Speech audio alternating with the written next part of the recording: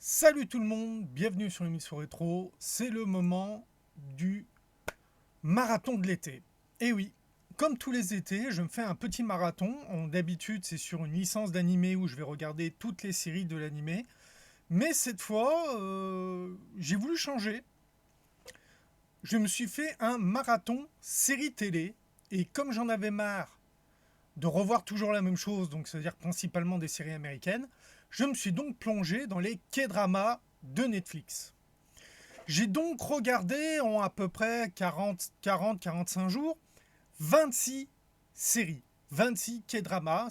Ça m'a fait à peu près 360 épisodes pour 369 heures parce que les épisodes font à peu près une moyenne d'une heure, des fois un peu plus, à une ou deux exceptions qui avaient des séries avec moins d'épisodes ou moins des temps d'épisodes plus courts. Parce qu'en général, les séries font 16 épisodes, mais bon, il y en a qui font moins. J'ai surtout, comme ça va être une vidéo très longue, je vais mettre le chapitrage, mais je vais aussi faire des parties. Je vais commencer par vous expliquer comment j'ai choisi les séries que j'ai décidé de regarder. Qu'est-ce qui a fait que j'ai regardé telle série plutôt qu'une autre. Ensuite, je vais faire un point de vue général de ce que j'ai vu dans les séries. Parce que quand vous. Et ensuite, je ferai série par série. Alors, vous êtes prêts? On commence. Comment j'ai choisi mes séries? J'ai d'abord exclu les séries les plus connues. Ça veut dire que par exemple, il n'y aura pas Squid Game. Tout le monde l'a regardé, du coup je ne l'ai pas regardé. Et je ne l'ai même pas vu. Hein. En même temps, quand je regarde le résumé, ça me donne pas envie de le voir. C'est pas le genre de série que j'apprécie de regarder. Alors, quel genre de série j'ai regardé? Alors, quand vous cliquez sur une série, ça vous met. Est-ce que la série a été beaucoup likée? Est-ce qu'elle est dans le top de beaucoup de pays? Bon bah déjà, s'il me met c'est la série la plus aimée ou quand il me met cette série est dans le top 10 de 50 pays, je la regarde pas. Comme je vous dis, j'ai voulu exclure les séries les plus connues. Alors comme j'ai regardé des séries qui dataient à peu près entre 2013 à 2025, ça se trouve, il y a des séries que je vais dire qu'on va dire mais non, mais celle-là, elle est connue. Oui, alors elle était peut-être très connue quand elle est sortie, mais qu'aujourd'hui, en 2025, bah, elle est plus dans les tops de référencement. Donc du coup, elle a peut-être échappé. L'algorithme, j'ai peut-être faussé l'algorithme. Donc vous mettrez en commentaire, vous me direz ah mais non, mais cette série-là, elle est super connue, machin tout. Mais j'ai vraiment essayé de vous proposer une sélection de séries qui n'étaient pas trop connus justement pour vous donner envie de les voir. J'ai aussi exclu au maximum tout ce qui était fantastique et historique. Je voulais des séries qui se passent à notre époque, parce que l'intérêt de regarder des séries coréennes, pour moi qui a été biberonné aux séries américaines, c'est que je voulais quelque chose de nouveau en termes de paysage, de règles sociales, enfin bref, quelque chose d'étranger. C'est-à-dire que j'aille pas oui, il va se passer ça parce que ça. Non, parce que dans ce pays-là, ça se passe pas de la même manière. Donc, le résultat est pas le même. Ce qui m'a permis d'avoir beaucoup de surprises. Donc, j'espère que ces 26 séries que j'ai essayé de choisir, moi qui m'ont plu, hein. Parce que de toute façon, c'est dit de fait. En réalité, j'en ai commencé plus. Mais quand la série, au bout de un ou deux épisodes, j'accrochais pas, je l'arrêtais, je passais à une autre. Donc, dans la liste, c'est les 26 séries que j'ai regardées en entier et que j'ai aimées. Parce que comme je vous dis, 360 épisodes, mais si je compte tous les trucs que j'ai regardés, que j'ai pas aimés, en réalité, il y en a beaucoup plus. Donc ça m'a pris 369 heures, ce qui correspond à 15 jours de visionnage non-stop. Enfin, pratiquement 16 jours de visionnage non-stop. J'avais une moyenne entre 8 et 10 heures par jour, où je faisais que ça. Et la plupart des séries sont en sous-titré, non pas de VF. Donc, parce que quand tu as une VF, tu peux faire autre chose à côté. Tu peux dire, tiens, j'écoute d'une oreille et puis je tourne la tête quand vraiment il se passe quelque chose d'intéressant. Quand tu es en sous-titré, tu peux faire que ça. Tu es obligé de regarder que l'écran. Dans l'ensemble, j'ai dû voir moins d'une dizaine, je crois que je dois en avoir que 5 ou 6 qui sont en VF. Tout le reste étant sous-titré. D'ailleurs, petite chose, quand vous mettez votre souris sur la miniature, ça lance la vidéo. Et souvent, on se dit, bah tiens, c'est en VF, donc la série est en VF. C'est pas en VF, donc il n'y a pas de VF. Alors attention, parce que j'ai eu la surprise d'avoir la miniature en coréen et que quand je cliquais, j'avais la VF. Alors c'est rare, ça m'est arrivé que je crois qu'une ou deux fois, mais dans l'ensemble, vous pouvez vous y fier. Mais bon. Alors bien sûr, avant de lancer une série, je lisais le synopsis et si ça m'intéressait, je regardais. J'ai aussi éliminé toute série scolaire. Parce que voir des pseudo-ados, parce qu'en général, les acteurs, en réalité, ils ont 25-30 ans, les trucs qui se passent à l'école, avec les règles d'école qu'il y a en Corée du Sud, c'est bon, j'ai vu assez d'animés au Japon scolaires. Les histoires à l'école, j'en ai ras-le-bol. Donc j'ai exclu tout ce qui était scolaire aussi. Je me suis concentré sur des domaines de métier. Ça veut dire avocat, médecin, vraiment cuisinier, enfin des trucs politiques. Vraiment des sujets où ça tourne autour d'un métier. Parce que ça permet un peu de voir aussi comment ils le voient chez eux. Parce qu'il faut prendre une chose, quand vous faites une série qui se passe dans le monde réel, ce qui va de soi, y est. Donc quand, sur plusieurs séries, vous voyez des choses communes, c'est que ces choses communes vont de soi pour eux. C'est ce qui permet de dire, tiens, ça, c'est que ça doit être comme ça chez eux. Puis bon, je connais quelqu'un qui a vécu 1 an en Corée du Sud, donc du coup, quand j'ai eu fini de regarder mes séries et que j'ai eu pris des notes, je lui ai quand même posé la question et il m'a dit oui, effectivement, ça c'est comme ça, machin. Donc on va clore la partie de comment j'ai sélectionné et on va passer à résumé général. Alors, dans les choses que j'ai remarquées, l'alcool. Vous ne verrez pas une série où les mecs se prennent pas une cuite au soju et à la bière, principalement. Alors je pense que la Corée du Sud doit faire comme le Japon, parce qu'il faut savoir qu'au Japon, donc je pense qu'ils doivent avoir quelque chose de similaire,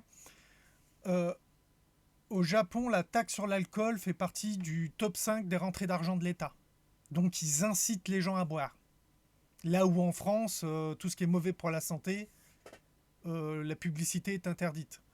Donc tu ne verras pas dans des séries françaises le niveau d'alcool que tu vois dans les séries coréennes. J'ai même été jusqu'à acheter une bouteille de soju pour goûter, histoire de vraiment me rendre compte. Alors en gros, soju, c'est comme saké dans le sens que soju, ça veut dire alcool. Donc c'est assez générique. Et donc ils ont un alcool qui s'appelle alcool. Le soju, c'est de la distillation de vin de riz ou de vin de patate douce, là où le saké est un vin de riz, le soju est distillé. C'est la grande différence. C'est un peu plus compliqué que ça, mais c'est la grande différence. Et en dehors de quand ils le boivent pur, voilà, donc j'ai trouvé ça en supermarché, donc je l'ai trouvé à Carrefour. Voilà. Je ne montre pas plus parce que l'incitation à l'alcool est interdite en France. Mais en gros, soit ils le boivent pur, soit ils remplissent un verre et ils mettent le verre dans un grand verre de bière et après ils tapent le verre. Alors j'ai essayé. Oui, tu sens un peu le goût du soju dans ta bière, mais par contre, ça te met la barre très vite. J'ai bu un verre, j'avais la barre. C'est-à-dire que je buvais du soju pur, pas de problème. Je buvais de la bière avec du soju dedans, la barre. Donc tu te dis, c'est fait pour prendre des cuites.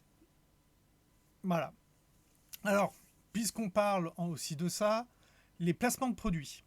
Là, c'est un petit truc à part. Toutes les séries, parce que c'est toutes des séries Netflix, principalement, et tu avais au début, attention, ce programme a des placements de produits. Mais j'ai jamais vu des placements de produits aussi bien faits.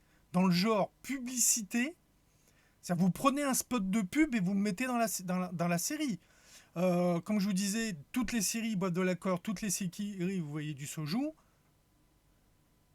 Qu'importe où ils vont, le soju qu'ils prennent, c'est la même marque.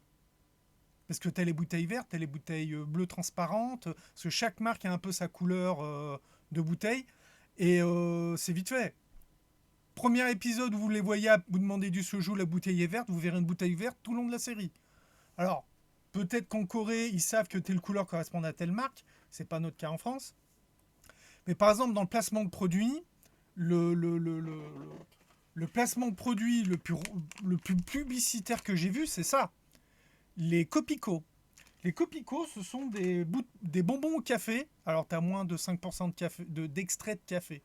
C'est principalement du sucre. Alors, eux, par contre, c'est des tablettes. C'est des tablettes. Et tu vois un mec qui le prend. Tu as un gros plan sur le paquet de bonbons. Tu le vois sortir, prendre le bonbon, en prendre un, puis être là. Et tu as toujours un mec qui arrive. C'est quoi que tu manges? Et lui, il dit, c'est des bonbons au café. Quand t'as un coup de barre, c'est très énergisant, ça réveille. Ah vrai? Tu peux m'en donner un? Oui, et hop, et il ressort un. Et t'as ça à chaque fois. C'est une publicité. Ils te font une pub en guise de placement de produit. C'est pas juste tu vois un truc qui traîne, c'est vraiment les voitures. Toutes les marques de voitures ont un scotch noir pour que tu ne connaisses pas la marque et le modèle de la voiture. Sauf si elle est sponsorisée. Et là, la voiture arrive tout doucement, tu as un gros plan sur la calandre, avec bien la marque bien visible, ils te font le tour de la bagnole. C'est des pubs. Il y a un moment, il y a une série où le mec il a une BM, mais BM n'a pas payé. Donc le sigle BM était scotché. Mais la calandre BM est tellement reconnaissable que moi, forcément, en tant qu'Européen, je vois la calandre, je fais bah, c'est une BM. Et après, il y a un moment, on voit derrière, je vois que c'était une 3, je sais pas quoi, j'ai dit ouais, c'est une BM. Mais c'est vraiment. Les placements de produits vraiment, c'est pas juste. Les téléphones. Alors c'est que des Samsung. Beaucoup des flips, c'est-à-dire que soit les smartphones qui s'ouvrent comme ça ou qui s'ouvrent comme ça, et tu as toujours à un moment un gros plan sur le téléphone au moment où il l'ouvre, pour te montrer, t'as vu, machin, tout. Enfin, ils ont l'art du placement de produits dans leur série. Mais quand tu vois le nombre de séries qu'ils font tous les ans, il faut bien trouver de l'argent. Mais c'est tellement bien fait. T'as un épisode d'une heure, tu te dis, c'est fait pour de la plateforme de VOD, donc techniquement, t'as pas de pub. Et ben, eux, ils ont trouvé le moyen de mettre de la pub. Qu'est-ce qui m'a surpris? La religion. Alors là où j'ai été surpris par la religion, c'est que je connais un peu l'habitude avec les séries japonaises ou chinoises. Je m'attendais bouddhiste, shintoïste, enfin taoïste, des choses comme ça. Alors il y en a un peu, mais les deux gros courants principaux, ça a été christianisme. Alors là, j'ai été complètement, je m'attendais pas à ce que le christianisme soit autant développé en Corée du Sud. Et chamanisme. Alors, je pensais que c'était un peu un chamanisme à la Omyonji, comme les Omyonji, mais non, pas trop. Ils ont vraiment leur truc à eux. Où t'as, oui, je suis possédé par l'esprit du général machin, enfin. Puis bon, ils demandent du pognon. Le mec qui demande du pognon, automatiquement, c'est de l'arnaque. Et plus de 90% du temps, quand c'est un chaman, c'est une arnaque. T'as vraiment. Ça, c'est surreprésenté dans la série. T'as toujours l'ancienne génération, parce que c'est beaucoup les parents ou grands-parents des personnages principaux qui ont en général la trentaine bien tassée, qui sont je vais aller lui demander ton avenir, si tu vas trouver du boulot, si tu vas te marier, des choses comme ça, au chaman. Et souvent, c'est des arnaques. Ça s'avère être des arnaques. Donc je pense qu'ils doivent avoir un gros problème avec ça, et que c'est pour ça que dans les séries, c'est toujours présenté comme étant de l'arnaque. Les punitions corporelles, d'un point de vue hiérarchique, c'est-à-dire que régulièrement, tu as un supérieur qui, quand il se plaint de son subordonné, lui, il pète les genoux. Un taquet derrière la tête, un coup de pied dans les genoux, c'est vraiment, ils ont une violence physique qui m'a rappelé les années 80, concrètement. Mais aujourd'hui en France, c'est plus autorisé. Tu fais ça, tu te retrouves au prud'homme, à la police et compagnie. Eux, ils arrivent, le chef, il est pas content. Il te fout un gros coup de latte dans le genou et il te déboîte la rotule, quoi. Et comme je dis, si je le dis, c'est que je l'ai pas vu dans une série. Je l'ai vu dans beaucoup de séries. Donc tu te poses la question, parce que tu te dis, ah ouais, ou les parents sur leurs enfants. Le gamin, il dit un truc parce qu'ils ont tout un tas de respect social et compagnie. T'as plus la mère que le père. La mère qui arrive, bah, qui se retourne, qui lui met un taquet derrière la tête. Puis le gamin, quand il se relève, bah, il en recolle une derrière. Euh, T'es là, tu dis, waouh. Concrètement, cette forme de violence que vous voyez dans les séries coréennes, aujourd'hui, dans les années 2020, et des brouettes, moi, c'est ce que j'avais quand j'étais gamin dans les années 80, hein. Donc c'est... Bon, entre deux, on a eu des pédopsychiatres qui sont passés, qui ont dit que c'était pas bien. Voilà. Pourtant, un coup de pied au cul, ça n'a jamais tué personne. Bon. Autre chose, alors là par contre, il faut que je regarde mes notes. Le service militaire, donc obligatoire pour les hommes pendant une durée de 2 ans. Alors bon, ils font le service militaire qui est quand même assez dur. Par contre, ça a une influence sur la vie en société, dans le sens que ça crée du népotisme. Ça crée un avantage social.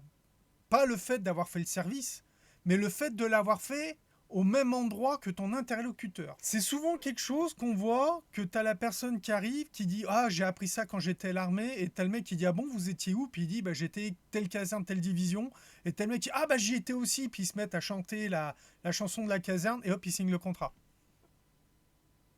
Parce que t'as été au même endroit que moi, t'es un frère, on s'entraide. Ça crée de la convenance sociale qui est non officielle, du coup, parce que ça ne devrait pas être autorisé. Et du coup, il y a le népotisme des grandes familles et des politiciens, dans le sens où tu vois souvent, ah, il a commis un crime, machin, oui, mais il est de la famille truc, ou il est de la famille de tel politicien, ou de machin. Du coup, t'as à un moment donné quelqu'un qui donne un ordre, l'ordre redescend, puis l'affaire est balancée sous le tapis. Donc je pense qu'ils doivent avoir des gros problèmes de corruption en Corée du Sud, et surtout le peuple doit avoir un gros sentiment d'impunité envers les classes dirigeantes. Pour un pays qui est né d'une révolution, parce que les deux Corées se sont fait la guerre, la Corée du Sud a voulu se libérer du communisme, et au final il se retrouve avec une classe dirigeante et une élite qui utilisent les mêmes méthodes. Donc je pense que c'est quelque chose qui montre beaucoup dans leur série, parce que ça doit être un gros problème au quotidien là-bas. Alors, les triangles amoureux. C'est-à-dire que bon, toutes les séries avaient leur histoire d'amour, même certaines séries, je trouvais que c'était pas justifié.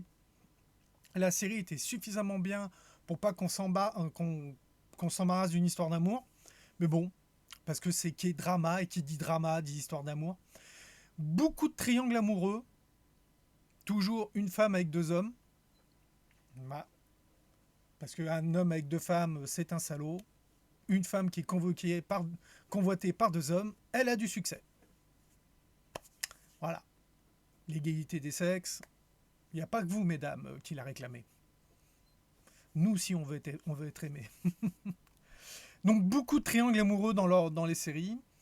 Ensuite, l'argent omniprésent. Mais beaucoup de... En gros, un billet de 50 000 won, quand on prend en compte le taux de change et le niveau de vie de Corée du Sud, bah, quand ils sortent un billet de 50 000, c'est comme nous, on sortirait un billet de 20 euros.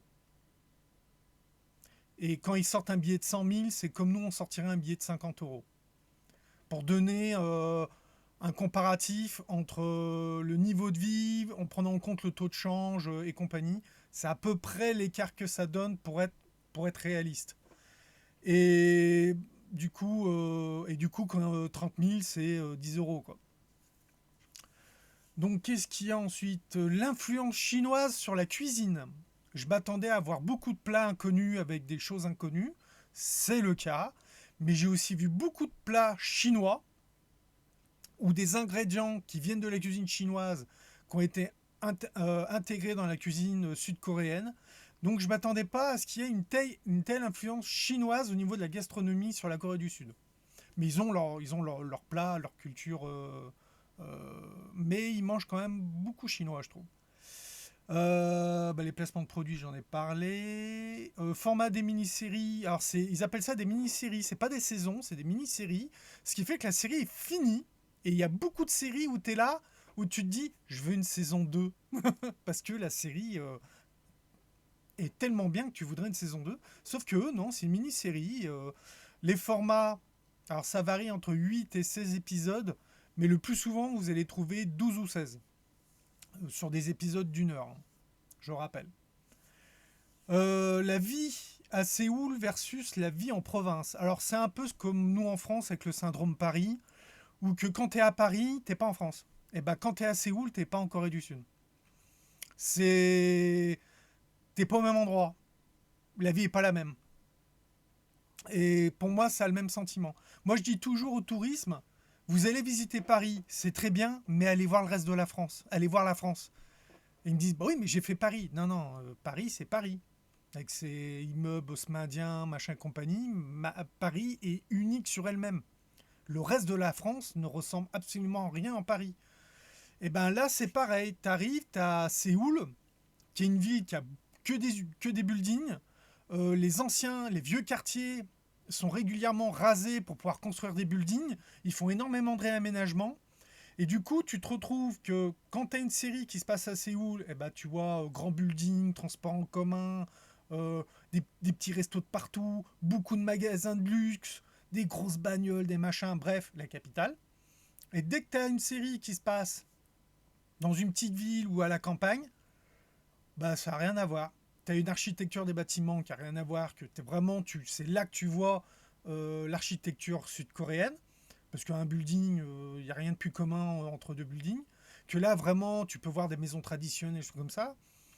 Peu de commerce, les gens qui souvent fonctionnent par quartier, tout le monde qui se connaît, machin, étaient là, alors que à Séoul, dans les buildings, tu te retrouves que le voisin du dessus, tu le connais pas, quoi. Parce que, ah bah oui, mais il est à l'étage du dessus, c'est pas le même monde.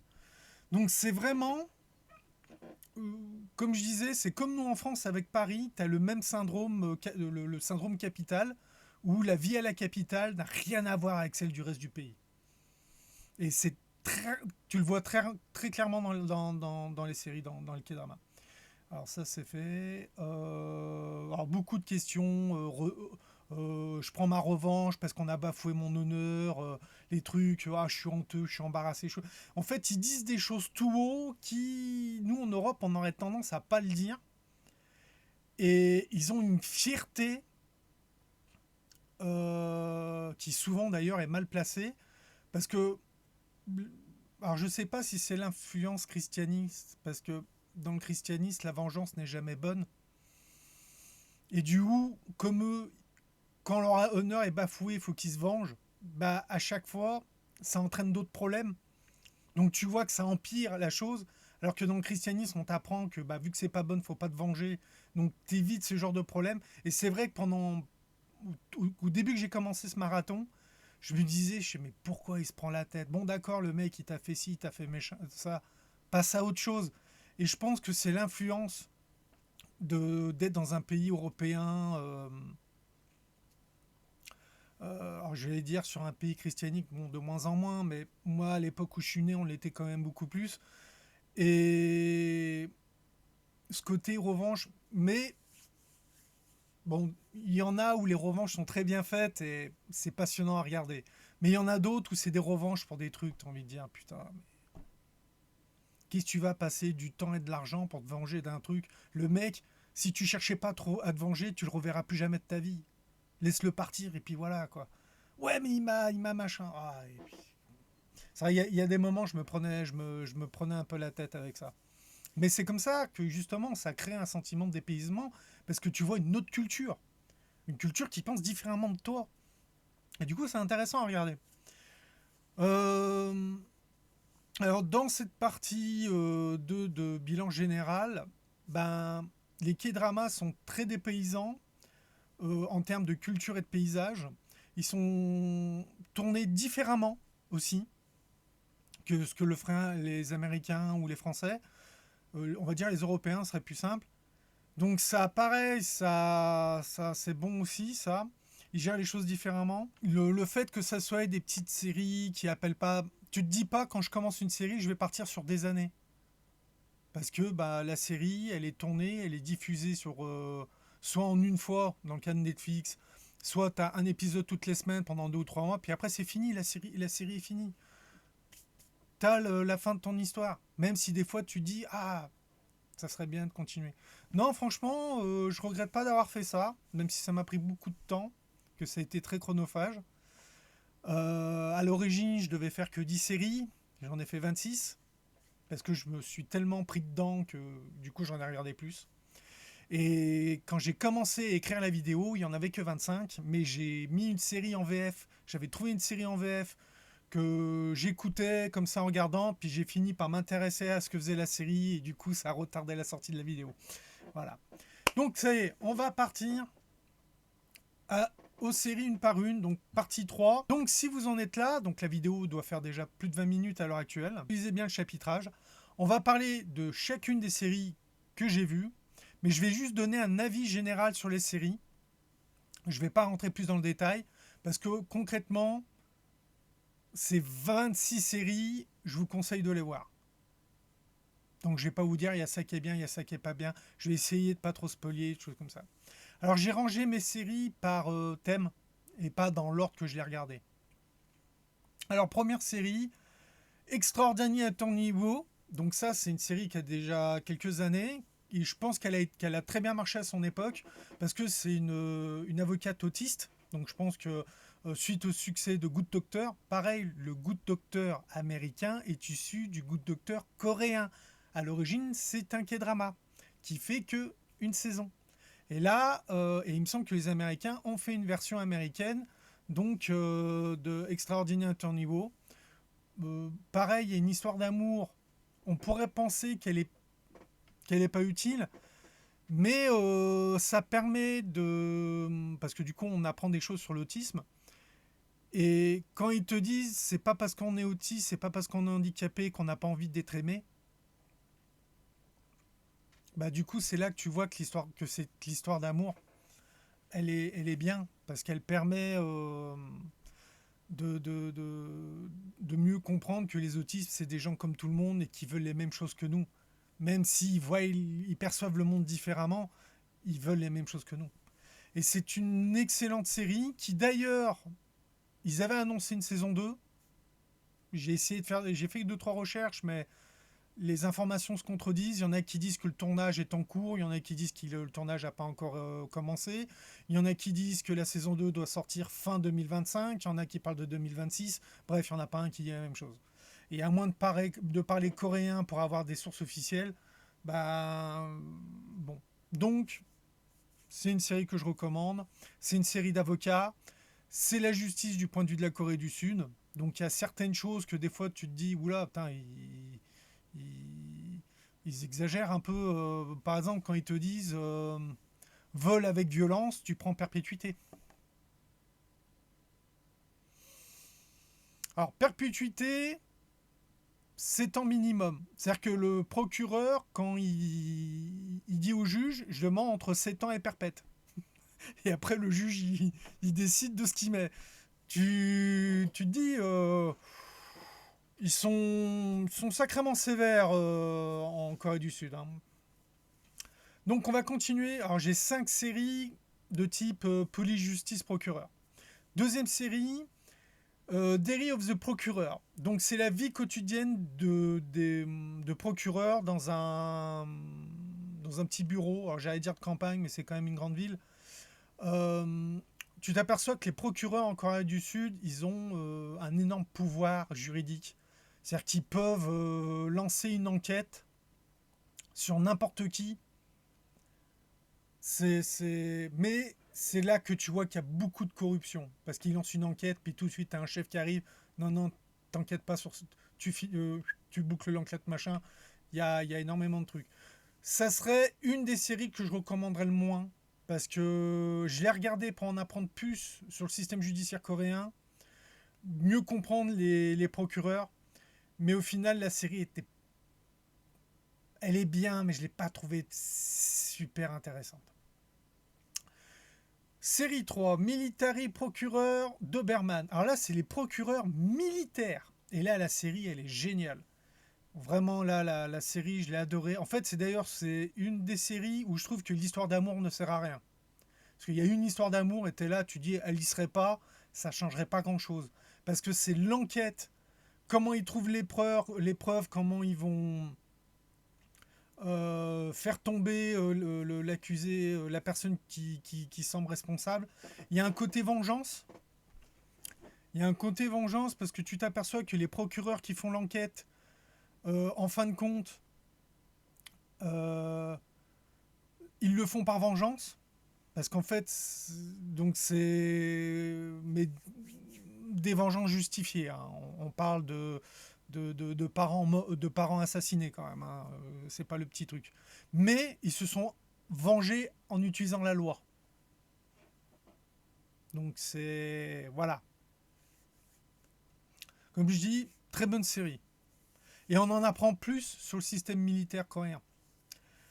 Bein Your Touch, quatrième série. Alors Bein Your Touch, alors c'est une des quelques exceptions parce qu'en fait il y a un petit côté surnaturel. Lors d'une pluie d'étoiles filantes, il y a la vétérinaire. En fait, moi à la base, j'ai commencé à regarder la série en pensant que j'allais voir des trucs de vétérinaire. Bon, on en voit, mais pas tant que ça. Et en fait, elle obtient le pouvoir de lire les souvenirs des gens. Sauf que le problème, c'est que en fait, la météorite a frappé une vache qu'elle était en train d'examiner, parce que c'est une femme, et elle a obtenu le pouvoir par là où elle touchait la vache, et elle touchait le cul de la vache. Donc pour lire les souvenirs des gens, il faut qu'elle leur plotte le cul. Alors autant quand elle lit les souvenirs des animaux pour l'aider dans son métier de vétérinaire, c'est pas un problème, mais forcément elle va aider pour une enquête, parce que là où elle vit, il y a un tueur en série, donc elle va aider un enquêteur à attraper le tueur en série, et du coup elle se retrouve devoir plotter des culs pour lire dans les pensées et savoir si qu'a vu cette personne, enfin et compagnie. Alors c'est une des exceptions parce qu'il y a un petit côté surnaturel. Niveau veto, on n'apprend pas grand chose, donc c'est un peu dommage en termes médical. Bon, pareil, bon, il y a une histoire d'amour, mais elle apporte pas grand chose. La série est bien, mais si je devais faire un classement, elle serait plus dans le bas du classement quand même.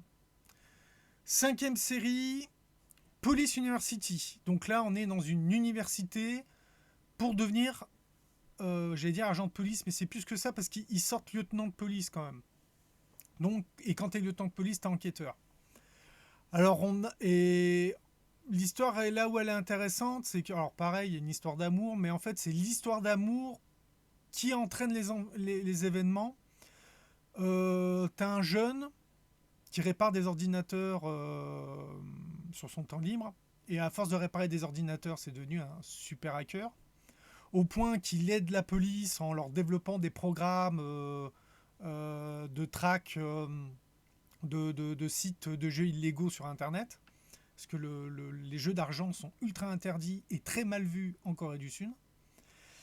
Et en fait, il tombe amoureux d'une fille qui fait du judo et il apprend que cette fille veut devenir policier et intègre donc du coup la Police University. Et du coup, lui qui savait pas quoi faire de sa vie, intègre aussi la Police University pour suivre la personne qu'il aime.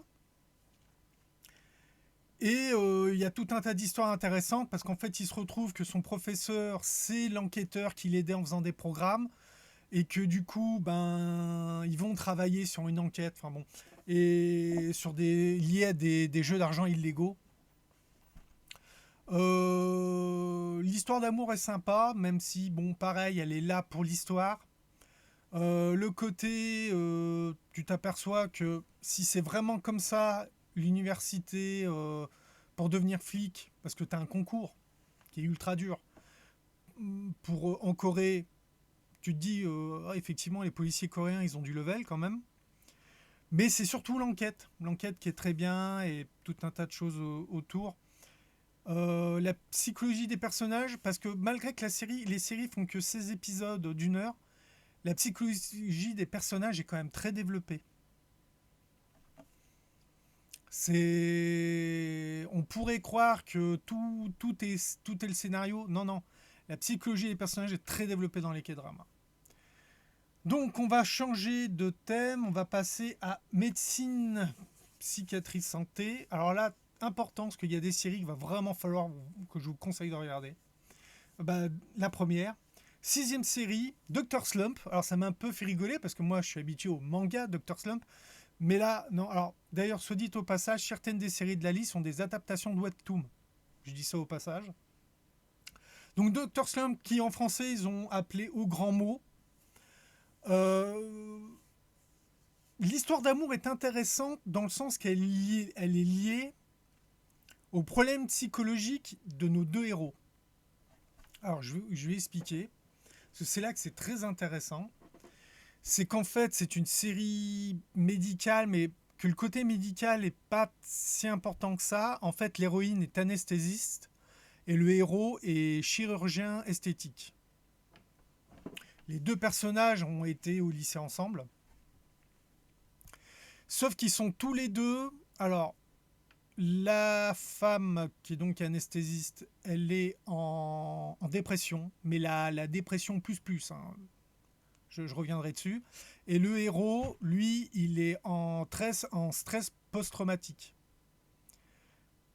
Et là où ils ont eu l'intelligence, c'est que oui, ils ont fait le côté c'est l'amour qui les aide à guérir de leurs problèmes psychologiques. Sauf que dans la série, tu les vois, ils prennent des médicaments donnés par un psychologue, on les voit faire un suivi psychologique, et surtout, tu as bien le psychologue qui explique, à la fin, vous allez mieux, vous allez pouvoir vivre votre vie normalement, mais vous ne serez jamais guéri. Et je vais revenir, pourquoi je dis dépression plus. Et ça, c'est quelque chose qu'ils expliquent bien dans cette série. C'est pour ça que si vous voulez en apprendre plus sur la dépression et les troubles psychologiques, plus sur la dépression, regardez cette série. En fait, tu as trois types de dépression. Tu as la dépression physique qui résulte d'un burn-out. Tu as la dépression psychologique. C'est-à-dire que certains événements t'ont tellement miné psychologiquement que tu entres en dépression. Et la troisième, qui est ce que moi j'appelle la dépression plus, c'est celle qui combine les deux, ce qui t'amène... Vous voyez ce que je veux dire. Et là, elle est en dépression plus, parce que... Alors, pas spoiler, en fait, elle a passé toute sa vie à étudier entre 15 et 17 heures par jour dans le but d'être médecin. Quand elle devient médecin, elle se spécialise en anesthésie. Elle écrit une thèse, elle fait des travaux, tout, et elle se fait voler ses travaux par son supérieur. Donc, son corps qui était en burn-out physique, il lui arrive ça, plus la mort de son père qu'elle avait jamais digéré. Et ben, elle se retrouve au milieu de la route sur le passage clouté devant un camion et en voyant le camion elle se dit ouais c'est pourquoi pas. Et ce qui est bien c'est que comme c'est une médecin qui est très intelligente, euh, quand le camion s'arrête elle s'évanouit et en fait tu la vois qui sort de l'hôpital après examen machin tout, elle est là, elle marche dans la rue et la première question qu'elle se pose c'est pourquoi j'ai voulu que le camion m'écrase. Du coup elle a été direct dans un cabinet psychologique en parler. Et en fin de compte, c'est ça le truc. Et c'est ce que j'ai aimé dans cette série, qu'ils expliquent bien. Dire que vous n'êtes pas bien, oui, mais si vous avez vous-même conscience que vous n'êtes pas bien, allez voir un psy. Parce qu'il n'y a que le psy qui peut vous dire si vous êtes vraiment pas bien et commencer un processus de guérison. Parce qu'après, il faut chercher pourquoi vous n'allez pas bien, il faut vous soigner, il faut machin, et en gros, il faut demander de l'aide. Et la première aide que vous pouvez demander, c'est celle d'un psy. Et cette série l'explique très bien. Moi, la seule reproche que je fais à cette série, c'est comme je vous dis, l'amour des deux personnages qu'ils ont mutuellement fait qu'ils arrivent à mieux passer leurs problèmes. Pour moi, cette série, elle a deux défauts. Le premier, c'est que le héros, il a un syndrome post-traumatique. Tu vois qu'il commence des soins, mais tu as un peu l'impression que d'un seul coup, du jour au lendemain, il est guéri, juste grâce à l'amour de sa femme. J'ai trouvé que c'était un peu léger. Et la deuxième chose, le fait qu'ils ont un sentiment de codépendance l'un de l'autre, parce que comme du coup ils sont chacun le pilier de l'autre dans leur guérison, ben, ils sont devenus très codépendants. Et je trouve qu'ils en ont, ils ont pas passé de temps assez là-dessus justement de leur faire prendre conscience que ça pourrait être un problème qu'ils soient autant dépendants l'un de l'autre. Enfin bref. On va passer à la 7e série, donc qui s'appelle Daily Dose of the Sunshine. La série est en VF. J'ai noté celle qui était en VF. Donc la série est en VF.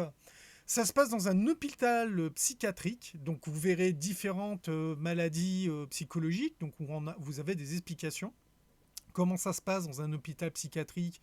Le fait que tu as la zone de soins légers, puis la zone de soins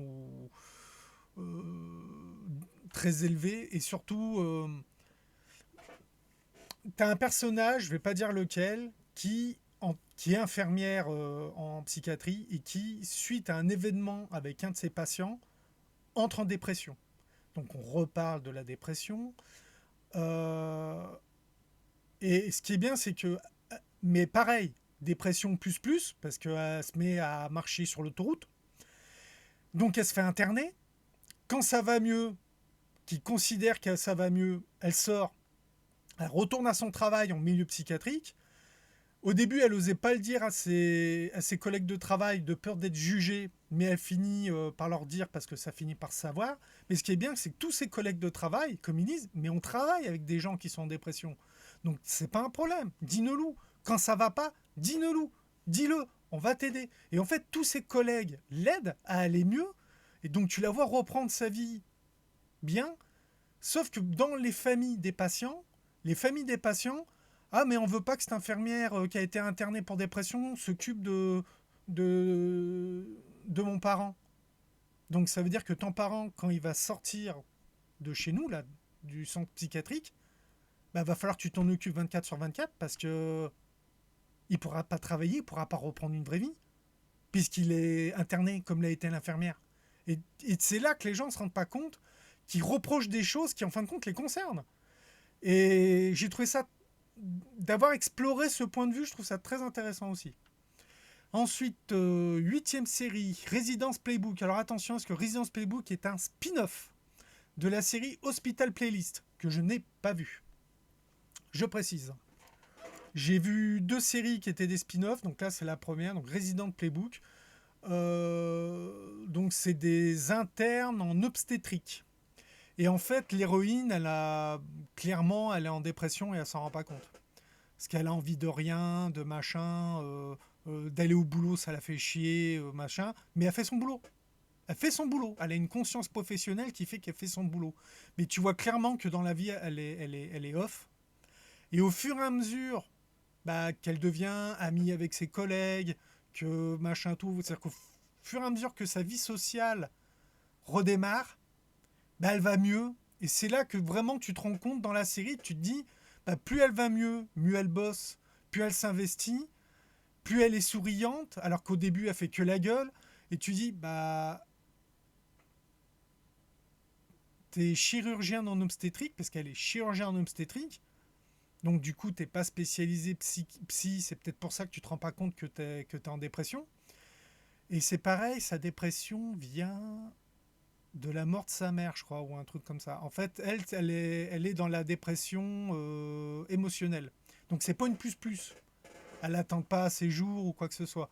Mais elle est en dépression émotionnelle et ça se voit dans les épisodes que dans son quotidien, elle arrive à rien, quoi. Et d'ailleurs, dans la série, euh, je crois que c'est Daily Dose Sunshine qu'ils expliquent, ou c'est dans Au Grand Mot. En fait, ils expliquent ce qu'est la dépression. C'est que tu as la chimie de ton cerveau. En fait, ton cerveau, il veut faire off. Soit il veut faire off pour permettre à ton corps de se reposer dans le cas d'un burn-out, soit il veut faire off dans le cas de la dépression psychologique qui veut penser à rien. Et le problème, c'est que la substance chimique, vous mettrez en commentaire les noms parce que je ne les ai pas en tête, la substance chimique que le cerveau crée pour être dans cet état, une fois qu'il le crée, il n'a pas le réflexe de l'arrêter. C'est-à-dire qu'il te maintient dans cet état de off. Et du coup, les médicaments que tu prends, donc qui sont anxiolytiques, antidépresseurs et compagnie, c'est pour obliger ton cerveau à produire une autre molécule, alors je sais pas si c'est de la chimie ou si c'est c'est chimie, enzyme ou hormone. C'est un des trois. Je crois que c'est hormone parce que c'est en gros les médicaments obligent ton cerveau à faire les hormones du bonheur et du coup c'est les hormones du bonheur qui chassent l'hormone de la dépression. Ouais, je crois que c'est des hormones. Et c'est ça le truc. C'est qu'en fait, pour pas rester enfermé dans ce cycle qui est provoqué par ton cerveau, tu as besoin d'une aide extérieure parce que de toi-même, tu peux pas.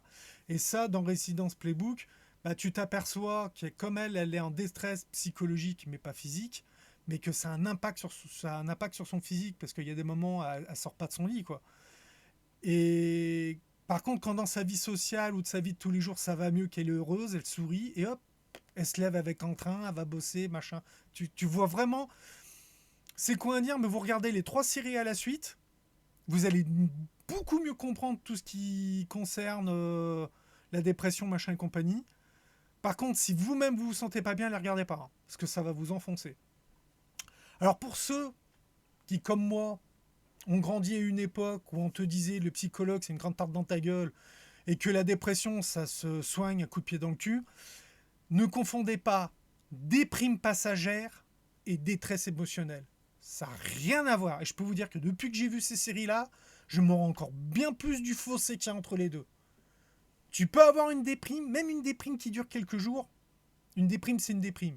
Par contre, une détresse émotionnelle, une dépression, si tu fais rien, je crois que je m'étais jamais rendu compte à quel point ça pouvait, jusqu'où ça, vraiment que ça allait. Moi, j'ai grandi dans un environnement où, comme je disais, le psychologue, c'est une tarte dans ta gueule et quand t'as un coup de déprime, un coup de pied au cul. Et que comme dit Bob Lennon, tu es faible. Voilà, c'est qu'en gros, tu te faisais gueuler dessus pour que ça aille mieux, sauf que ça aide pas. Et maintenant, je comprends mieux. Je comprends mieux à quel point la génération baby boom avait une vision du monde qui avait rien à voir avec la nôtre et que non, quand ça va pas, faut demander de l'aide. Passons à la 9e série. 9e série, The Trauma Code. Alors, série en VF. The Trauma Code, en gros, pareil, c'est là qu'on voit encore beaucoup la corruption en Corée du Sud.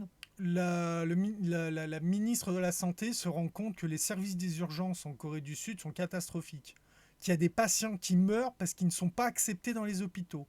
Qu'en fait, les hôpitaux, pour maintenir un statut, notre hôpital est bien, donc il ne faut pas qu'on ait de mort. Donc quand le patient arrive, oula non, c'est trop grave, il va crever, envoyez-le ailleurs. Alors franchement, j'espère que c'est pas comme ça, parce que ça serait inhumain. Ce serait vraiment... non, non.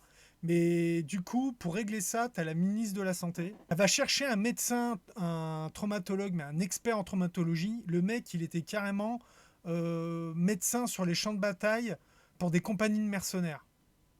Et le mec, lui, il te met un coup de pied au cul dans la fourmilière, il te bouge les trucs.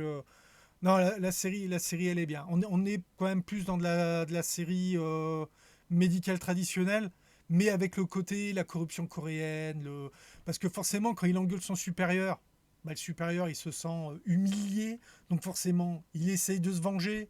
et ça se retourne contre lui, parce que la vengeance n'est jamais bonne. Bref, bonne série. 10e série, Homme Tom Cha. Alors je l'ai mis en médical parce qu'on est sur un dentiste, enfin sur une dentiste, série en VF encore. Mais on est surtout, c'est que ça se passe dans une petite ville, dans un quartier de campagne d'une ville côtière. Ça permet de voir d'autres choses, de voir un autre style de vie. Et non, j'ai trouvé la série bien, Jean. Et d'ailleurs, bonne série. Pas en dire plus. À part, bon, le fait que la dentiste dénonce le fait qu'à Séoul, les dentistes, pour s'en mettre plein les poches, parce que les loyers des. Comme tout est cher à Séoul, tout est très cher tout c'est toujours cher à la capitale. Les loyers, les taxes locales et compagnie, bah pour gagner de l'argent, ils font des soins qui sont pas nécessaires. Et on suit justement une gonzesse qui a dénoncé ça, et comme elle a dénoncé ça, elle s'est fait blacklister à Séoul, donc du coup elle ouvre un cabinet dans une ville où il n'y a pas de dentiste.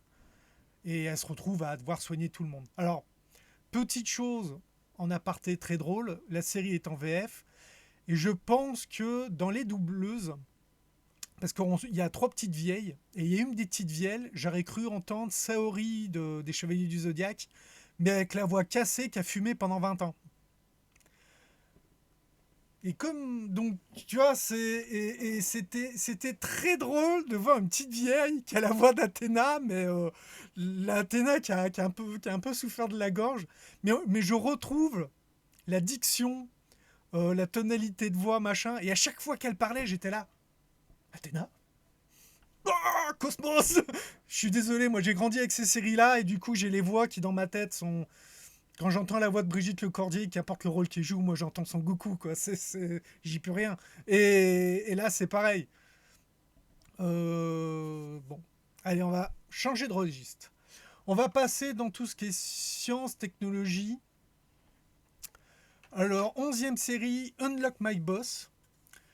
Alors pareil, on pourrait penser que c'est un petit écart de ma part, vu que j'ai dit que je voulais pas de fantasy machin, mais une fois que vous avez vu la série, vous vous rendez compte que non. En fait, vous avez un grand PDG très intelligent qui développe des nouvelles technologies, machin. Et il a développé une intelligence artificielle pour les voitures autonomes. Et il entraîne lui-même cette intelligence. En fait, il l'entraîne de façon à ce qu'elle soit un double de lui. Et en gros, il y a une tentative d'assassinat sur lui qui le plonge dans le coma. T'as son téléphone qui se met en route et il a l'impression d'être piégé, en fait que son esprit est piégé dans le téléphone. Et du coup, il envoie un message sur Internet en disant, voilà, mon téléphone, il est là, le premier qui me le ramène, je lui offre un poste de l'argent, je lui donne de l'argent. Et en fait, le héros trouve le téléphone et il discute donc avec ce qui pour lui est son patron, qui est enfermé dans son téléphone, et il lui dit, bon, il prend le pognon, hein, bien sûr, parce que le mec c'est un chômeur, donc il prend le pognon. D'ailleurs, c'est là qu'on voit la difficulté de trouver du travail dans les grandes villes, quelles que soient où elles sont.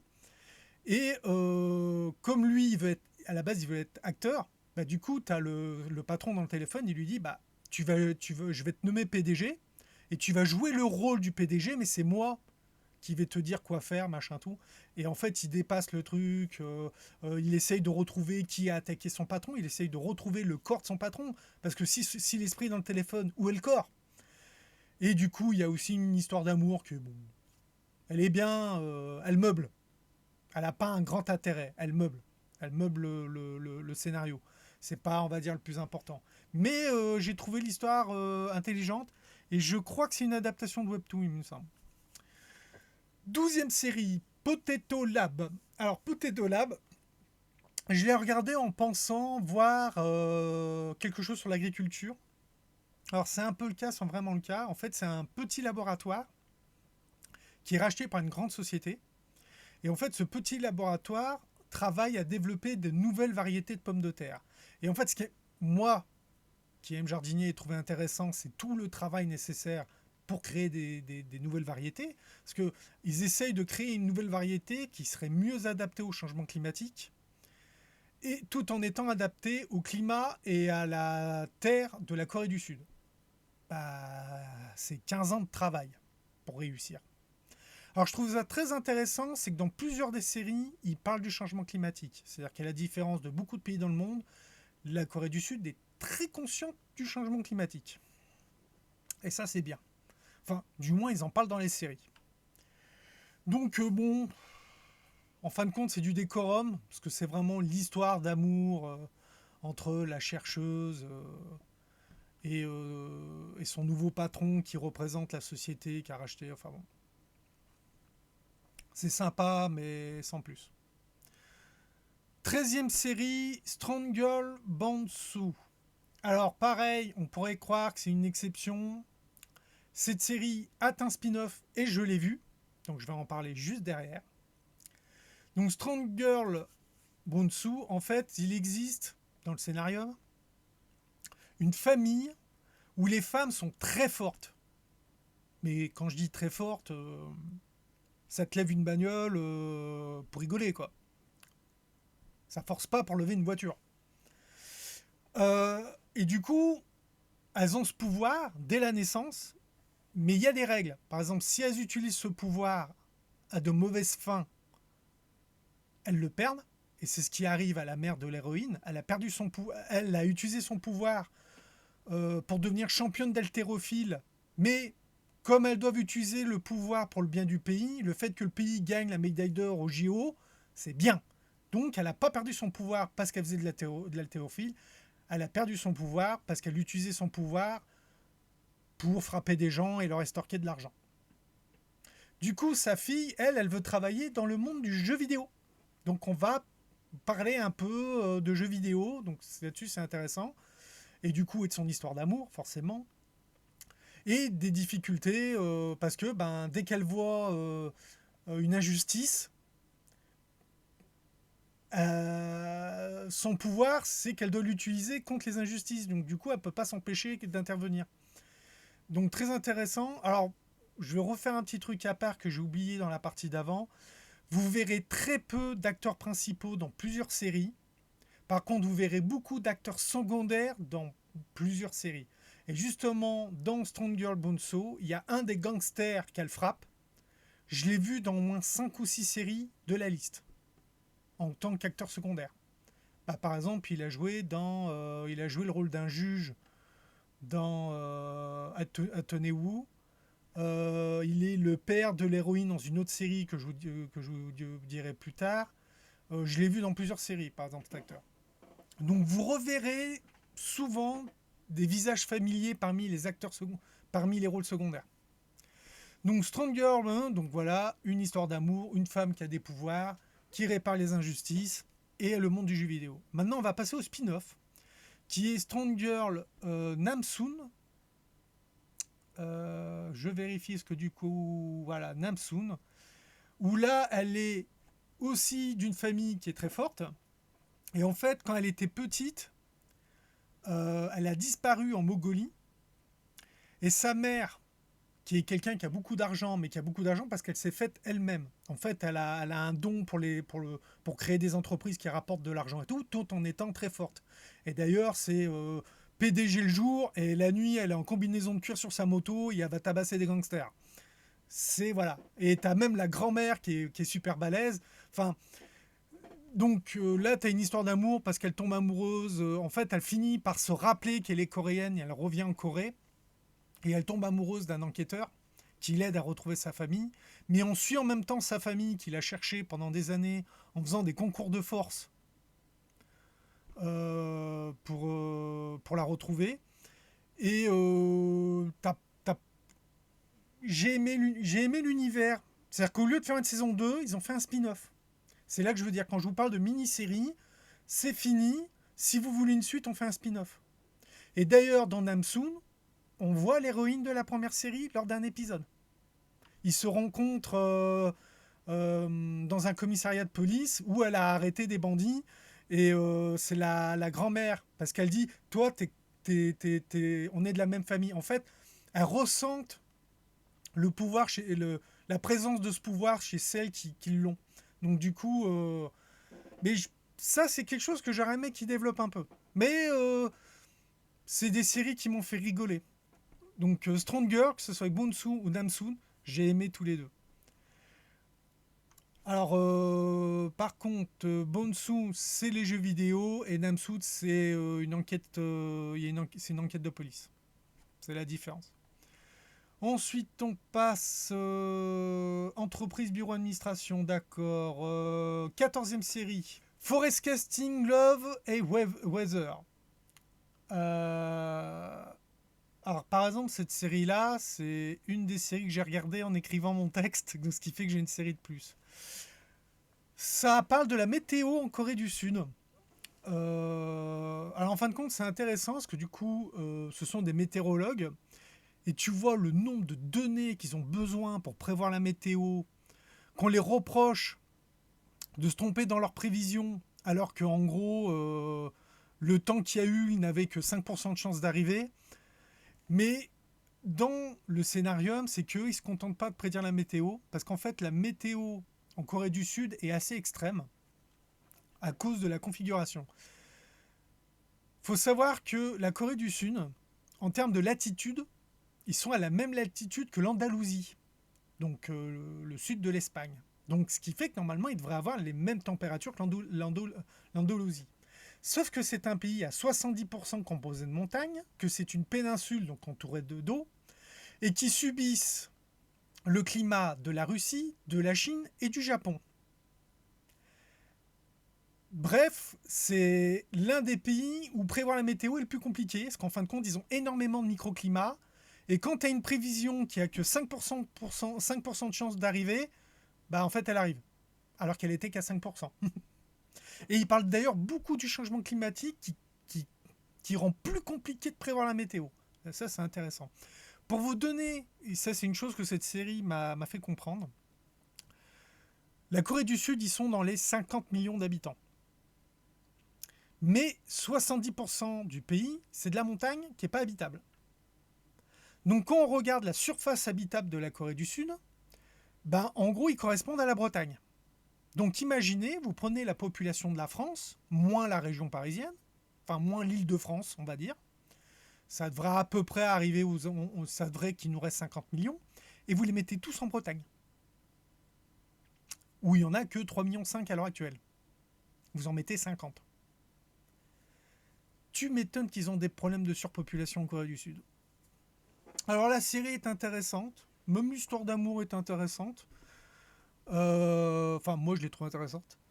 On apprend beaucoup de choses sur la météo, surtout sur la météo très risquée, parce que comme je vous dis, ils ont les ouragans, les typhons, donc tout ce qui vient de la mer, parce que du coup, comme ils n'ont pas beaucoup de terre, bah, ces phénomènes climatiques ne perdent pas de puissance une fois qu'ils sont chez eux.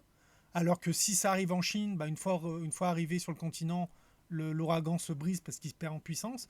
Eux, non. Et surtout le fait que il faut une prévision, t'as l'ouragan, bon, il va nous frôler mais pas nous toucher. Ouais, mais il y a un risque que s'il se passe ça, on le prend sur la gueule. Et ben ils sont obligés de déclencher des alertes. Puis du coup, ben, le risque n'a pas eu lieu, l'ouragan passe pas, et du coup tout le monde, ouais, vous êtes loupé, il n'y a rien eu, machin, ça a coûté des milliards en prévention, tout. Ouais, mais si le risque était arrivé, il y aurait eu des morts. Et nous, notre boulot, c'est de tout faire pour pas qu'il y ait de morts. Moi, j'ai trouvé la série intéressante. 15e série, comme un film. VF, la série est en VF. Alors, comme un film, bon, pareil, comme je vous dis, à chaque fois, il y a une histoire d'amour. Mais là, on est dans le cinéma, dans les problèmes de réalisation et surtout les problèmes de critique. Et j'ai trouvé dans le personnage principal, qui fait, au début, il fait des critiques sur un blog où tout le monde adore ses critiques. Puis il se fait engager par un magazine pour faire des critiques de films, et là tout le monde se met à le détester. Parce que le magazine l'oblige à faire des critiques plus... de dire du mal des films pour vendre. Et j'ai trouvé en lui un petit côté Durandal, pour ceux qui connaissent, dans le sens où c'est un mec qui a vu des milliers de films, donc c'est THE cinéphile, qui a essayé d'être acteur, mais que la vie a fait qu'il a été obligé d'arrêter. Donc il a une connaissance pratique du cinéma parce qu'il l'a vu de l'intérieur en tant qu'acteur, là où Durandal a fait une école de cinéma, pour vous donner l'analogie. Que quand il écrit pour lui, tout le monde adore ses critiques, Même quand il discute avec des réalisateurs, ils sont ah voilà quelqu'un qui s'y connaît vraiment en cinéma, voilà il l'adore. Mais par contre, une fois qu'il devient professionnel, qu'on l'oblige à travailler d'une façon différente que celle qu'il utilise, là tout le monde le déteste.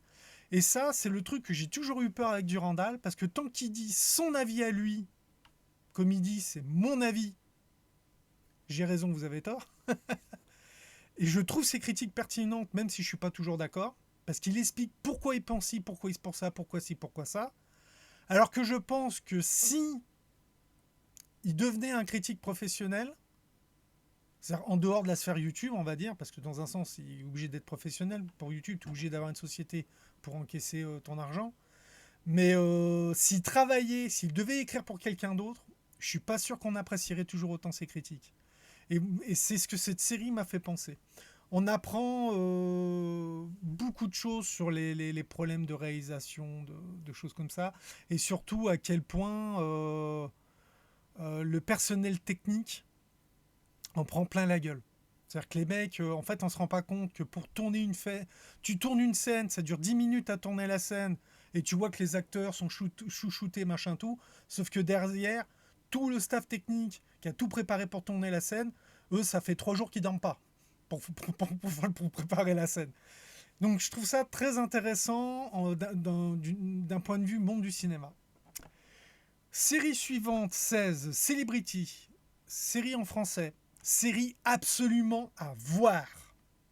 Car elle parle du monde des influenceurs et à quel point c'est sale. Et là, on a un côté vengeance qui est aussi très bien faite. Parce que les personnes que vous aimez, parce que je trouve que la Corée du Sud est très influencée Instagram. Ils font souvent référence à Instagram. Les personnes que vous suivez sur Instagram, qui vous montrent que des produits de luxe, qui vivent dans des paradis, des machins, bah là, vous les voyez, que durant les 2 minutes où il tourne sa story, machin, toto, et qu'à côté, c'est une vraie saloperie, quoi. Que tout est faux, que dans la vie, c'est des salopes. Enfin, c'est vraiment... Et en fait, on suit une personne qui se retrouve à devenir Instagrammeuse, mais qui a un grand sens de la mode, et qui, au lieu de profiter, va utiliser son influence Instagrammeuse pour créer sa propre marque de vêtements, où elle fait tout. C'est elle qui va démarcher dans les usines, dans les machins, elle est investie dedans. Et comme les autres sont jalouses parce qu'elle a plus de succès qu'eux, et ben shitstorm, machin, enfin ça part en vrille. Et du coup, ben ils vont jusqu'à essayer de la zigouiller. Et du coup, elle va se venger. Et c'est une maestria, quoi. La vengeance, c'est la façon qu'elle se venge, c'est une maestria. Enfin, série à voir. Et comme elle est en VF, vous n'avez pas d'excuses. Série 17. Clean White Passion for Now. On suit une entreprise de nettoyage. Alors c'est dans cette série-là où le père de l'héroïne, c'est un acteur secondaire qu'on voit dans beaucoup de séries. Un gangster dans Namsu, un juge dans Attendez où, enfin, je l'ai vu dans plein de séries. On suit, en fait, on parle des TOC. En fait, le PDG qui a créé la boîte, il est, je me rappelle plus du nom de la maladie. C'est pas la peur des germes, c'est encore au-dessus. Mais en gros, le mec, vous voyez les sas de décontamination quand vous rentrez dans une salle blanche d'électronique, le mec il a ça pour entrer dans son bureau. Il peut pas toucher quelque chose sans mettre des gants. Il a des trucs de désinfectant, alors qu'il produit lui-même en plus. Donc ça, son entreprise fabrique son propre désinfectant. Il désinfecte tout. Et en fait, il a utilisé ces tocs de ménage pour créer une société de nettoyage qui nettoie aussi bien que lui a besoin que ça soit nettoyé pour gérer sa maladie. C'est... Alors on apprend des choses sur la maladie, l'histoire d'amour est pas mal. Il y a un suivi psychologique, donc c'est aussi très intéressant là-dessus, pour tout ce qui est la gestion des TOC et compagnie. C'est une série, moi je l'ai trouvée intéressante cette série-là. On va changer de catégorie. Cuisine. Alors on va en cuisine. Série 18, Walk of the Love. Série sur la restauration. Alors en fait, on suit un grand chef dans un grand restaurant de palace qui démissionne parce que. Alors il est pas. Il est le second et devait devenir le chef parce que son chef devait prendre sa retraite. Sauf que du coup, le mec, au lieu de prendre sa retraite, il l'a accusé à tort pour le virer. Donc pour se venger, il va travailler dans un restaurant en face du palace. Sauf que le restaurant, l'immeuble dans lequel est le restaurant appartient à des anciens gangsters qui essayent de se reconvertir. Et du coup, c'est intéressant parce que tu as le patron des gangsters qui lui dit je veux bien te louer le restaurant à condition que tu prennes mes employés chez toi pour les former à la cuisine parce que je veux que les mecs ils rentrent dans le droit chemin. Et là, du coup, l'histoire d'amour, c'est un triangle amoureux. Donc tu as le cuisinier, le chef des gangsters et l'héroïne. Héroïne qu'on voit dans une autre série qui est dans la liste, dans Derry of Procureur. Où là, elle passe. Je l'ai trouvé moins bien que dans Walk of the Love. Euh, Ouais, c'est ça. Bon, mais série intéressante, on apprend un peu plus sur la cuisine coréenne, qui du coup, c'est là qu'on voit beaucoup l'influence chinoise. Série 19, Once Upon a Small Town, où là on suit un vétérinaire. Alors en fait, c'est un vétérinaire qui bosse dans une clinique à Séoul, et son grand-père qui est vétérinaire, qui est le seul vétérinaire d'une petite ville de campagne qui a beaucoup d'élevage, décide d'emmener sa femme en voyage avant qu'il soit trop malade et fatigué pour le faire. Et du coup, il demande à son petit-fils de s'occuper du cabinet en son absence. Le truc, c'est que alors, les grands-parents, on les voit jamais dans la série. Et ce qui se passe, c'est que le petit-fils, en fait, il avait une histoire avec l'héroïne qui est l'agent de police de la ville, quand ils étaient enfants.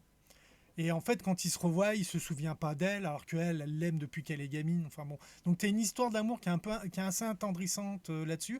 Il y a un triangle amoureux, parce que forcément, tu as un mec du village qui est aussi amoureux de la fliquette. Euh, et lui, le fait qu'il est, oui, il est vétérinaire, mais il est vétérinaire d'animaux domestiques et qu'il se retrouve à devoir soigner des vaches, et il est un peu perdu, parce que il a appris à l'école, mais depuis, il en avait jamais fait. Et c'est là que tu vois un peu le problème de déshérence médicale, parce que le problème de déshérence médicale ne concerne pas que les humains, il concerne aussi les animaux, et du coup beaucoup l'élevage. Ah oui, s'il n'y a pas de vétérinaire pour soigner et vacciner les animaux d'élevage, on va avoir des problèmes alimentaires. Et les élevages, ils sont pas en ville, hein. Donc on a besoin de plus de vétérinaires à la campagne. Mais la série est sympa. Ensuite, série 21, The Glory. Vengeance personnelle après du harcèlement scolaire. Alors là, c'est l'apothéose en termes de vengeance. Et pourtant, j'ai d'autres séries dans ma liste qui parlent de vengeance. Mais alors celle-là, c'est une jeune femme qui veut se venger de ceux qui la harcelaient au lycée. Mais attention, quand on parle de harcèlement, prenez tout ce que vous savez du harcèlement et dites-vous qu'une seule personne l'a subi. Physique, moral, sexuel. Et j'en passe. Elle a, même une fois adulte, elle a son corps recouvert de cicatrices dues à des brûlures faites au fer à friser. Euh, on est au niveau torture du harcèlement physique. Non, non, elle en a pris. Elle a été jusqu'à un pas de sauter dans le vide, jusqu'à ce qu'elle se dise je vais me venger. Mais comme c'était des gens qui venaient de familles puissantes et qui sont devenus puissants à leur tour, il fallait qu'elle trouve le moyen de se venger, donc il fallait qu'elle obtienne les armes nécessaires à sa vengeance. mais de pouvoir se venger sans se salir les mains. Et c'est là que cette vengeance, elle est... Je sais que depuis le début, je dis que se venger, c'est pas bien, mais là, j'approuve. Là, elle a raison, parce que c'est pas rien ce qu'ils lui ont fait. Surtout qu'au fur et à mesure de la série, tu découvres qu'elle n'est pas la première et qu'elle n'a pas été la dernière. Et qu'on découvre ce qui est arrivé aux autres. Cette série, elle est... Je crois que j'ai fait une nuit blanche quand j'ai vu cette série parce que j'arrivais pas à m'arrêter. J'étais là. Et après, fait quoi, machin, tout. Non. Forcément, il y a une histoire d'amour qui... Alors, en fin de compte, l'histoire d'amour appelle à une saison 2.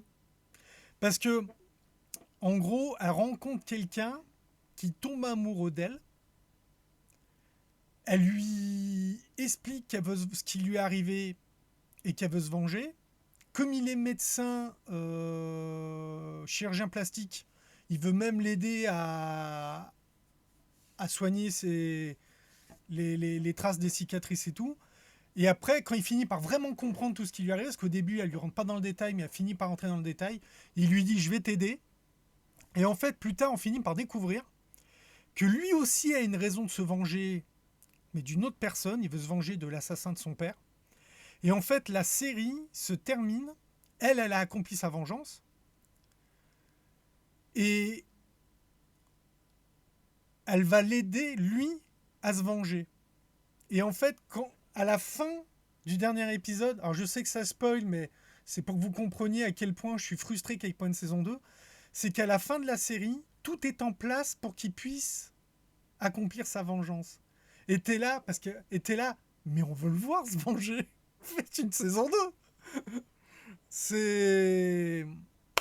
Non, super série. Par contre, pareil, regardez pas ça en pensant que vous allez rigoler ou que vous allez vous amuser. Hein. Non, non, c'est une série noire. Série suivante.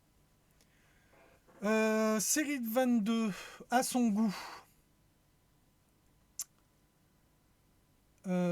Ça, j'aurais dû le mettre dans cuisine. Tiens, petite erreur. Donc, ça parle de cuisine. En fait, on a un... Alors, c'est même intéressant parce qu'à un moment, vous allez entendre du français, alors que la série n'est pas en français, parce que ils parlent des étoiles, pour pas dire... ils parlent des étoiles non, des diamants, pour pas dire étoile Michelin.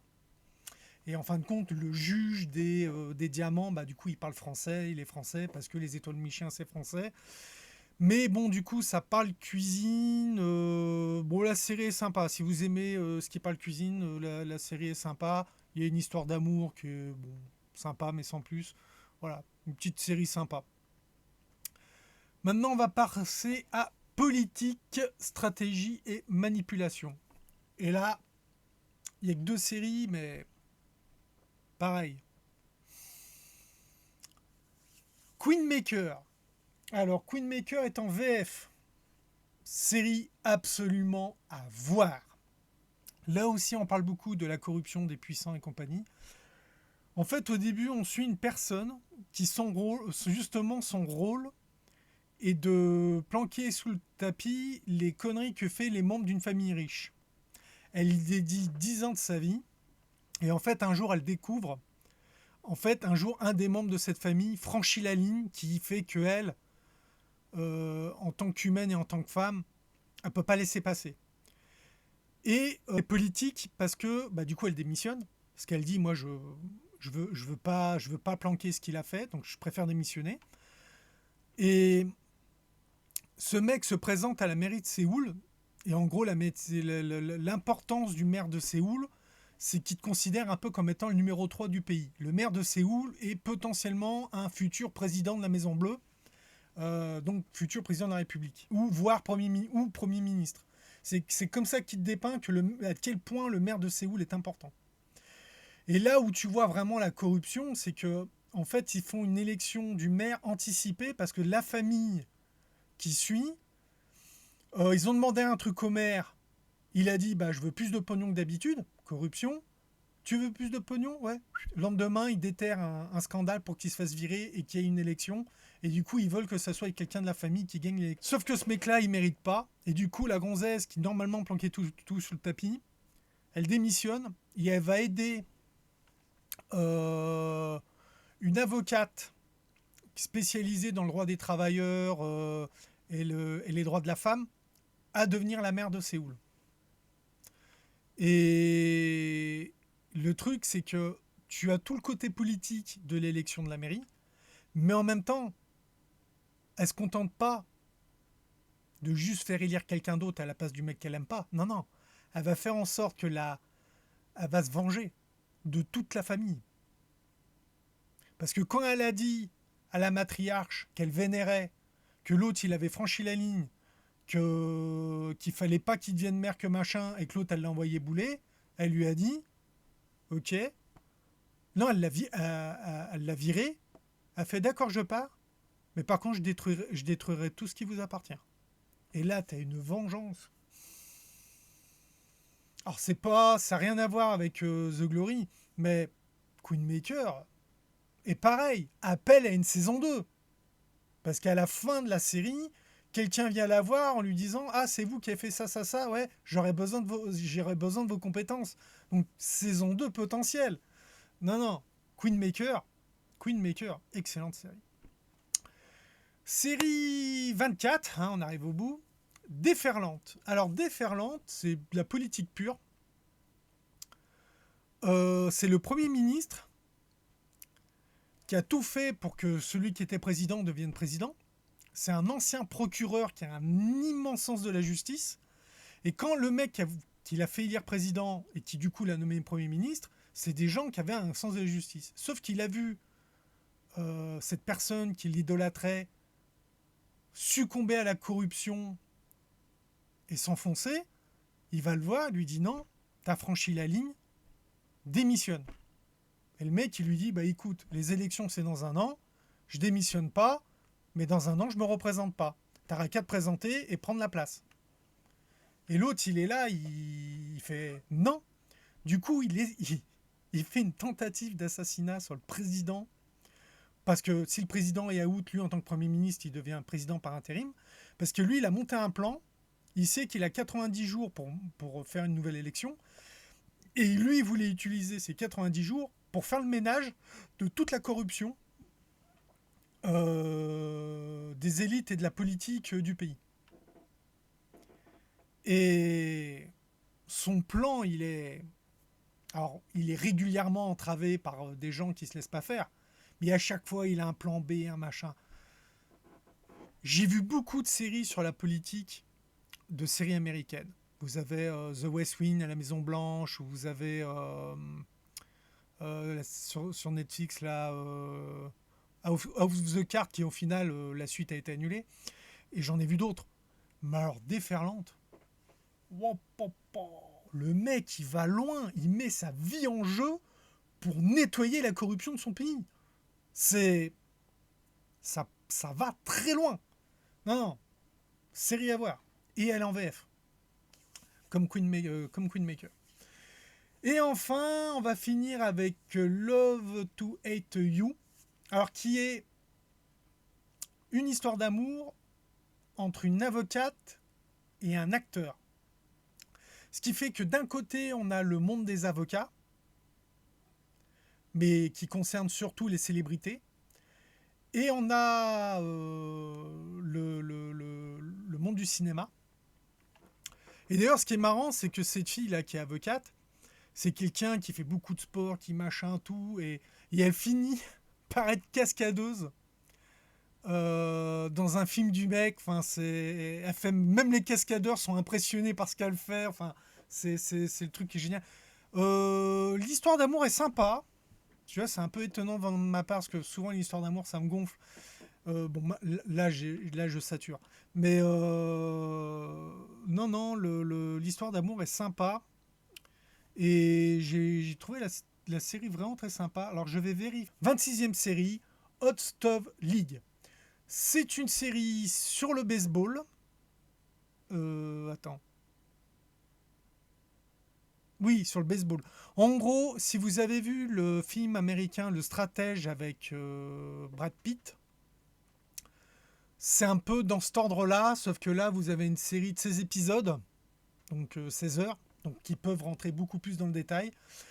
Et ils ne font voir aucun match, on est uniquement dans l'intersaison.